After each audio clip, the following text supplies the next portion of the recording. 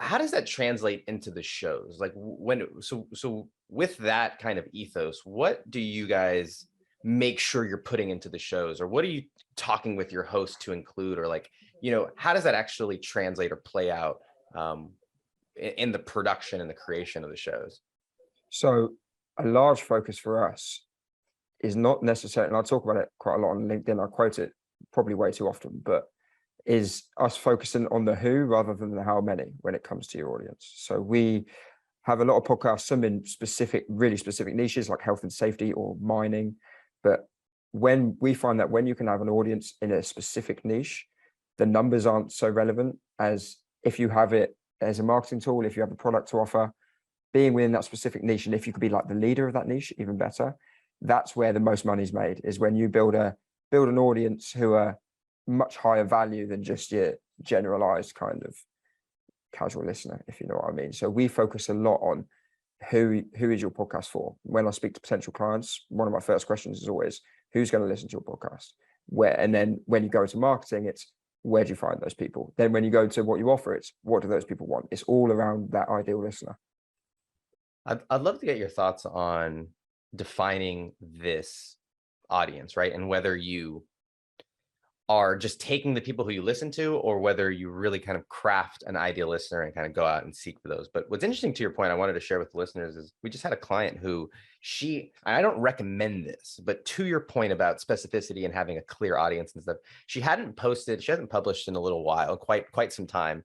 And she's frankly only averaging like 50 downloads an episode, but she just signed her first $500 a month sponsor, plus like commissions and stuff like that on top of it. And it only came because of her show is like super specific in a very narrow niche of wellness that, on the other side of it, to your point, the people that are listening, they could be worth 5, 10, 15, 20, $25,000 to those, to those doctors, to the programs and stuff on the other side of it. And so there's strength in smaller numbers there.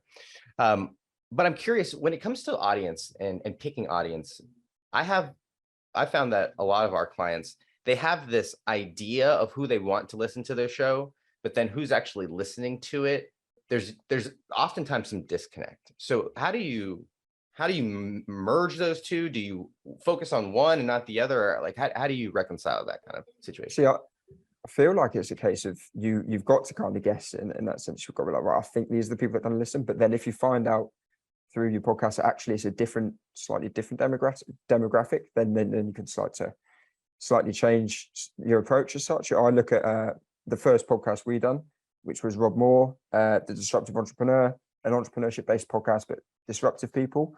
And then he really grew his podcast and started to go, actually, it doesn't need to be entrepreneurs anymore. It's just disruptors. And he interviewed Floyd Mayweather, he interviewed Caitlyn Jenner. So some really big names and people who have a disruptive nature in some way, shape or form. These kind of people. And that's how his podcast has expanded, but it started quite niche. So I feel like trial and error is a big thing with podcasting. If it's like you start with something and it slowly goes towards another type of audience, then just adapt it. Yeah, I think what you talk about in terms of starting somewhere, and then there's something to going narrow and going deep and then widening it out. I think 100%. a lot of people, they try and go wide at first and it ends up being too vanilla, as opposed to creating someone for a specific type of person. And then you'll find that what's interesting is when you create a show for one type of person, there are other types of people who enjoy that. And now you can start to kind of branch off into those. And so I think that's kind of a little bit what you're saying. Absolutely spot on. You said something going deep rather than wide. I spoke to someone I met on LinkedIn, Paul Zelizer, a while back. I'm not sure if you've come across his profile, but he's got a very, very successful podcast himself. And it's a quote of his essentially where he's like, go deep into this one audience, find what he calls leaders of the ecosystems and such, the really high value listeners, get those guys to listen, get those guys to share it, and just focus on who your listener is rather than trying to do everything. He doesn't do any video content at all on his podcast. It's audio only, but I'm sure he makes well into 6 figures from it, just from having a specific audience who are way more valuable to him. So what other things, one thing that I've really enjoyed about just following along your content is you guys are very adaptive, and it seems like you guys are, I don't know if cutting edge is the right word, like it seems like cutting edge is also it seems like behind almost, right? Because they're not the ones, the first movers, if you will. But you guys seem to be up on trends and things that are really moving the industry today. Uh, what are some things that you're thinking about that shows like should be doing, or shows like if they're not doing this, they're missing out on a big opportunity? Is there anything that comes to mind like that? So depends which way you look at it. If you're talking marketing, something that we think a lot of people don't realize the benefit of it is being a guest. Being a guest is probably more valuable than having a guest in terms of if you've got the option to be a guest on someone that's got a big profile or have them as a guest on your show, always be a guest because it's an audience you can get in front of. And if you think, I think in the US, it's about 40% of people listen to podcasts. So if you say advertise on Facebook, you'll get 40% of those or 60% of those are relevant, so not podcast listeners. Whereas if you're advertising by being on another podcast, 100% of those people are podcast listeners. So from a marketing point of view, that's something. And this kind of contradicts what I was just talking about with Paul and not doing video, but video is one of the biggest things. We were talking about it on our podcast the other day, going into 2023, what things are going to be different in terms of advice that weren't necessarily the case in 2022, and video is one of them. It seems like it's becoming a bit of a must for most podcasts, not all podcasts, but with the short form stuff, with your clips, it appeals to a different audience, especially if you're using podcast as a marketing tool for a product. Say you're a coach of some sort, a business coach. The sort of audience you'll get in front of with video will be different to the audio audience. So it does broaden that aspect of it. So I think video in general is a big part of it. When you're talking marketing only, getting in front of other audiences, we found to be really an underappreciated way of growing a podcast.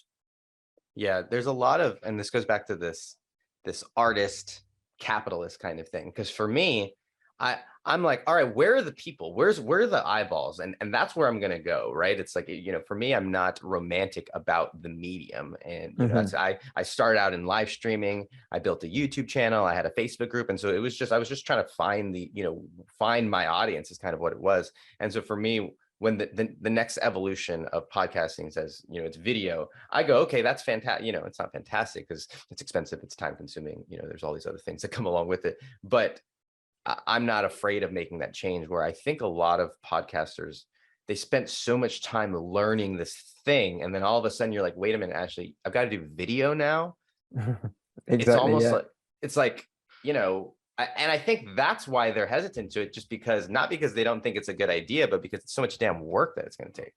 No, 100%. And that's where we're fortunate enough that we have, I mean, first of all, that's like, yeah, we have to do video now. And then when you're on the video channels, they're forever changing. So we're fortunate if we have in-house guys for YouTube and at TikTok, and we have connections. So we keep up to date with the algorithms, but every month it's like, oh, this doesn't work anymore, you've got to do it this way now. It's a space that's constantly evolving. You've got to think podcasting now isn't as big as a lot of people think it is. It's going to be changing lots and lots over the next however many years, because I saw a statistic which I've reposted a few times that less than 4% of podcasts, I think it's on Spotify, less than 4% of podcasts on Spotify have uploaded in the last 10 days and have more than 10 episodes. So you're talking at well over 90% of podcasts are dead, essentially, because I think a large part of it is people don't realize how much is involved. But what that means is it's still a much smaller space than people realize. There's still a lot, it's still at the beginning, it's still where YouTube was about 10 years ago.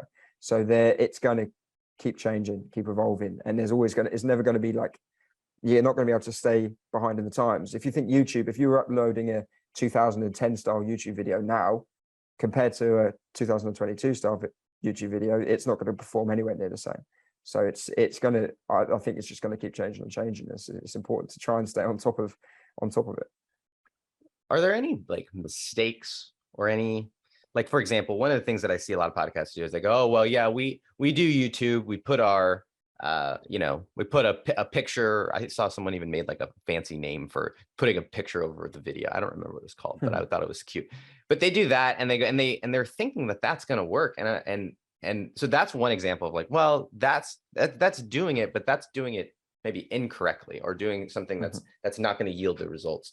Are there other mistakes that you see people, specifically podcasts, making when it comes to utilizing video to grow their show?